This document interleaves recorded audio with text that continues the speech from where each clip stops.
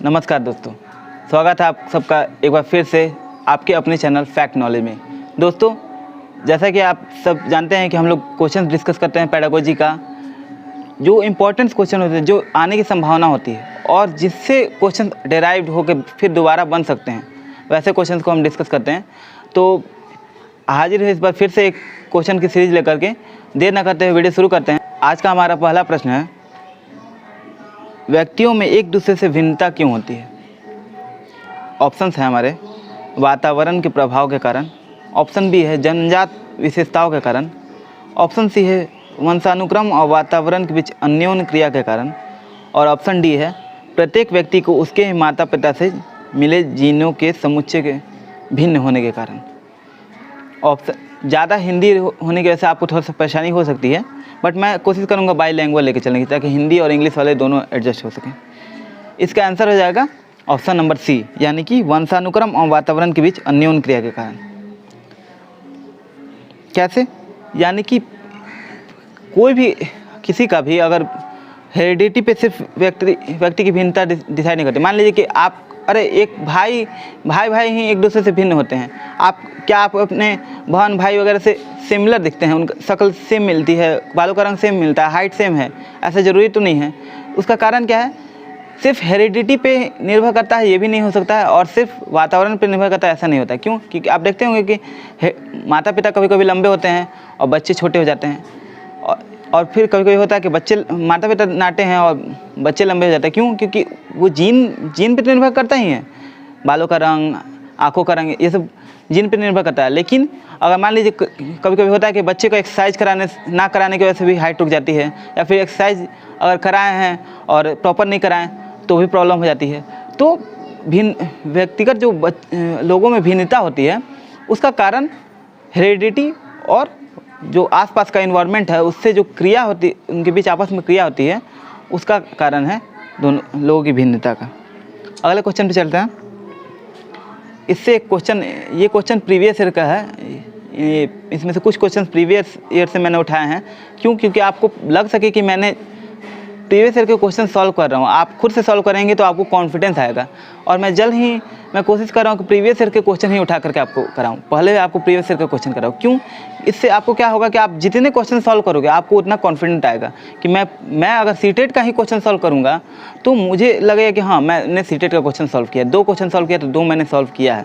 ठीक है, तो मैं कोशिश करूँगा आगे आपको प्रीवियस ईयर के क्वेश्चन कराऊँ बाय ईयर और सब्जेक्ट वाइज। अगला क्वेश्चन है, निम्नलिखित में से कौन सा व्यवहार बच्चे को अधिगम निर्योग्यता की पहचान करता है? इसका मतलब क्या है? अधिगम निर्योग्यता या अधिगम अक्षमता, लर्निंग डिसेबिलिटी इसको भी कहते हैं। ऑप्शंस हैं, ए मनोभाव का जल्दी बदलना, यानी मूड स्विंग्स। ऑप्शन बी अपमानजनक व्यवहार, किसी का डिसरिस्पेक्ट कर दिया, ये सारी चीज़ें। ऑप्शन सी बी को डी पढ़ना, वाच को 100 पढ़ना, 21 को 12 पढ़ना। और ऑप्शन डी है कम अवधान विस्तार और उच्च शारीरिक गतिविधि, यानी कि वो हाइपर एक्टिव बच्चा। ये कौन सा जो है अधिगम अक्षमता को दर्शाता है? इसका आंसर हो जाएगा बी को डी पढ़ना, वाच को 100 पढ़ना और 21 को 12 पढ़ना। कैसे? आपने पढ़ा होगा, जब आपने कोर्स किया होगा DLED या BEd जो भी, तो आपने पढ़ा होगा डिसलेक्सिया, डिसकैलकुलेसिया। तो जो डिसलेक्सिया होता है उसमें बच्चे को पढ़ने में दिक्कत होती है। वाच को 100 पढ़ता है, 21 को 12 पढ़ता है, ऐसे उल्टा पढ़ता है। ठीक है, तो ये अधिगम अक्षमता में आता है, यानी कि बच्चों को पढ़ने में कठिनाई हो रही है, ऐसे बच्चों को स्पेशल केयर की ज़रूरत होती है। अगले क्वेश्चन पे पढ़ते हैं। अगला क्वेश्चन है हमारा, बाल केंद्रित शिक्षा शास्त्र का अर्थ है। ऑप्शन ए बच्चों को नैतिक शिक्षा देना। ऑप्शन बी है बच्चों को शिक्षक का अनुगमन और अनुकरण करने के लिए कहना। ऑप्शन सी है बच्चों की अभिव्यक्ति और उसकी सक्रिय भागीदारी को महत्व देना। ऑप्शन डी है बच्चों को पूर्ण रूप से स्वतंत्रता देना। यानी कि चाइल्ड सेंटर एजुकेशन, इसका मतलब क्या हो गया? आंसर हो जाएगा हम लोग का सी, यानी कि बच्चों की अभिव्यक्ति और उनकी सक्रिय भागीदारी को महत्व देना। मतलब कि अगर चाइल्ड सेंटर हम लोग एजुकेशन कर रहे हैं तो बाकी सारी चीज़ें ठीक है, लेकिन बच्चों के महत्व देना, बच्चों की केंद्र में ही उनको केंद्र में रहना चाहिए, ना कि आपको। टीचर को केंद्र में नहीं रखना है। वो जो कहें, वो जो टीचर कह रहे हैं वो बच्चों पे लागू नहीं होना चाहिए। बच्चे जो कह रहे हैं वो उसको समझ के आपको उसके अनुसार एक्टिविटी करानी है, उसके अनुसार उनको लर्निंग कराना है। अगला क्वेश्चन है हमारा, वंचित वर्ग की पृष्ठभूमि के बच्चों को शिक्षा प्रदान करने के लिए शिक्षक को चाहिए। हमारे ऑप्शंस हैं, ऑप्शन ए उन्हें बहुत सारे लिखित कार्य दें, ऑप्शन बी उनके बारे में अधिक जानकारी जुटाने का प्रयास करें और उन्हें अपनी कक्षा में होने वाली चर्चा में शामिल करें, ऑप्शन सी है उन्हें अलग कक्षा में बैठाएं, ऑप्शन डी है उन पर ध्यान न दें क्योंकि वे दूसरे शिक्षकों के साथ अंतःक्रिया नहीं कर सकते। हमने पिछले क्वेश्चन में किया था कि लर्निंग कैसे होता है, तो अपने एज के ग्रुप के या फिर अपने से ज़्यादा एज ग्रुप के लोगों के साथ जो परस्पर क्रिया होती है उससे ही लर्निंग होता है। तो ये पिछले वीडियो में मैंने डिस्कस किया था। और ये क्वेश्चन है, वंचित वर्ग की पृष्ठभूमि के बच्चों को शिक्षा प्रदान करने के लिए क्या करना चाहिए। तो इसमें भी वैसा ऑप्शन दिया कि उन पर ध्यान न देकर क्योंकि वो क्रिया नहीं कर सकते अपने परस्पर साथियों से, ये गलत हो जाएगा। आपको मैंने बताया था तकनीक कि आप जो गलत ऑप्शन हैं उनको छाटेंगे, क्वेश्चन का पैटर्न देखेंगे, वंचित क्या करना चाहिए, तो क्या करना चाहिए पूछ रहा है, तो जो नहीं करना चाहिए उसको पहले हम लोग छाट के अलग कर देंगे। यानी कि अंतःक्रिया नहीं कर सकते इसलिए उन पर ध्यान ना दिया जाए, ये निगेटिव हो जा रहा है तो इसको काट के अलग कर देंगे, यानी ये नहीं होगा। उन्हें अलग कक्षा में बैठाएं, ये भी नहीं होगा क्योंकि इंक्लूसिव एजुकेशन कहता है कि सबको समान रूप से पढ़ाइए। ठीक है, सीटेट के सिलेबस में इंक्लूसिव एजुकेशन बहुत ही इंपॉर्टेंट रोल प्ले करता है, इसलिए ये बहुत ही इंपॉर्टेंट है। मैं आपको वो टॉपिक कराऊंगा जल्द ही। फिलहाल क्वेश्चन देखते हैं, उन्हें अलग कक्षा में बैठाएं, तो ये होगा नहीं। ऑप्शन है उन्हें बहुत सा लिखित कार्य दे, लिखित कार्य यानी लिखने के लिए दे दिए तो मैं उनका कार्य संपन्न हो जाए, वो शिक्षित हो जाएंगे। ऐसा कहीं नहीं लिखा, ना ही ऐसा संभव है कि किसी को लिखने को दे दो तो वो पूरा वंचित वर्ग होता क्या है, मतलब जो शिक्षा से मतलब मरहूम रहा हो, शिक्षा से कभी भेंट ना हो, शिक्षित ना हो, वो उन लोगों को शिक्षा में प्रॉब्लम होगा। ऑप्शन नंबर बी है हमारा, उनके बारे में अधिक जानकारी जुटाने का प्रयास करें, उन्हें कक्षा में होने वाली चर्चाओं में शामिल करें। ये आंसर सही होता है। क्यों? क्योंकि हम उनको साथ में लेके चलेंगे, बाकी बच्चों को साथ लेके चलेंगे, उनके बीच जो चर्चा होती है उनमें शामिल करेंगे, तो वो धीरे धीरे मुख्य धारा में आने की कोशिश करेंगे और वो भी शिक्षा की तरफ अपना कदम बढ़ाएंगे। अगला क्वेश्चन है हमारा, यानी इसका आंसर हो जाएगा बी। क्वेश्चन आप अपने स्क्रीन पे देखेंगे और इसकी PDF आपको टेलीग्राम चैनल पे मिल जाएगी। और हाँ, हमारे खबरी ऐप पे फैक्ट नॉलेज को फॉलो करना ना भूलें। फैक्ट नॉलेज पे आपको उस चैनल पे आपको खबरी ऐप पे इसकी ऑडियो मिल जाएगी।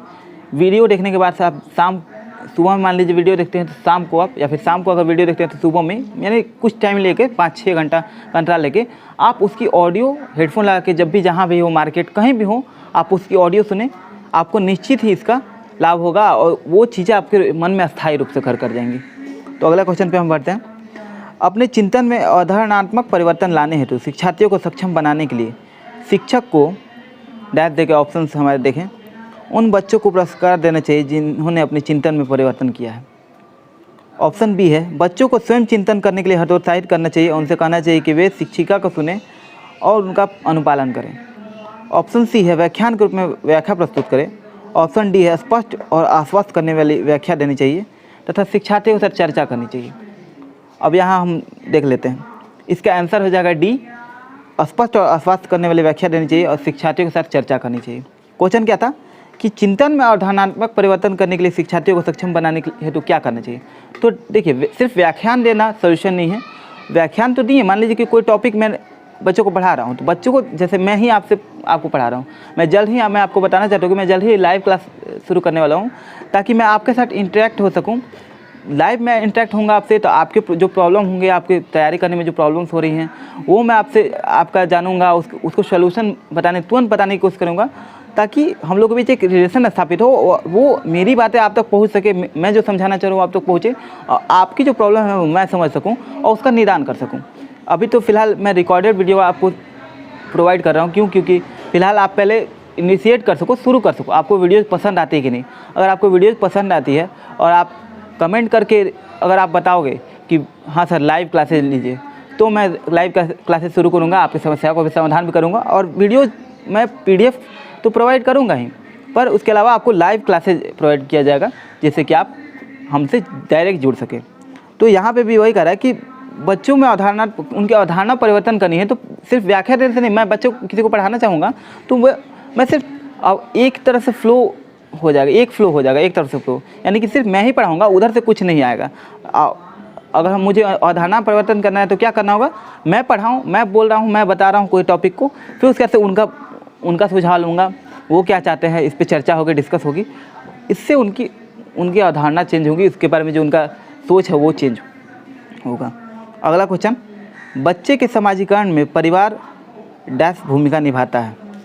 ऑप्शन है हमारे कम महत्वपूर्ण, ऑप्शन बी है रोमांचकारी, ऑप्शन सी है मुख्य, ऑप्शन डी है गौड़। इसके आंसर में किसी को डाउट नहीं होगा, मेरे ख्याल से तो इसका आंसर ऐसा आंख बंद करके भी लगा सकते हो, क्योंकि सबको जानता है कि बच्चे के जो समाजीकरण है यानी सोशलाइजेशन में, इसमें परिवार की भूमिका एकदम महत्वपूर्ण है। बिना परिवार के बच्चे एक बच्चे के लिए, छोटे बच्चे के लिए उसका परिवार ही उसका समाज होता है, उसका परिवार ही उसका समाज होता है। फिर जो थोड़ा बड़ा होता है तो वो बाहर उसके जो सोसाइटी है उससे इंट्रोड्यूस करने का काम कौन करता है, परिवार करता है। वो विद्यालय जाता है या कहीं भी अपने मोहल्ले वगैरह में जाता है, बाहर दुनिया देखता है, उसको कौन कराता है, उसके परिवार के लोग कराते हैं।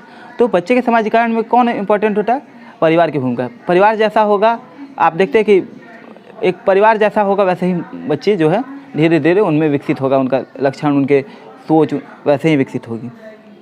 तो बच्चे के समाजीकरण में परिवार की भूमिका एकदम महत्वपूर्ण है, इसे नकारा नहीं जा सकता। पूरी तरह से निर्भर ऐसा भी नहीं कहा जा सकता, लेकिन महत्वपूर्ण है भूमिका है।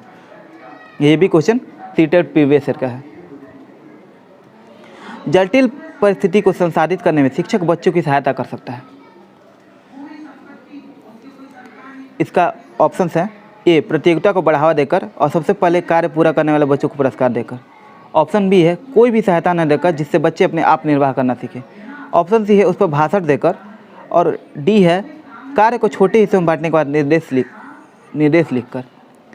क्वेश्चन क्या था कि जटिल परिस्थिति को संसाधित करने में शिक्षक बच्चों की सहायता कैसे करेगा, यानी कि कोई मुश्किल परिस्थिति है उसको करने के लिए, उसको निपटाने के लिए कैसे बच्चों को शिक्षक सहायता कर सकता है, ये चीज़ सिखाना हो तो कैसे सिखाएगा।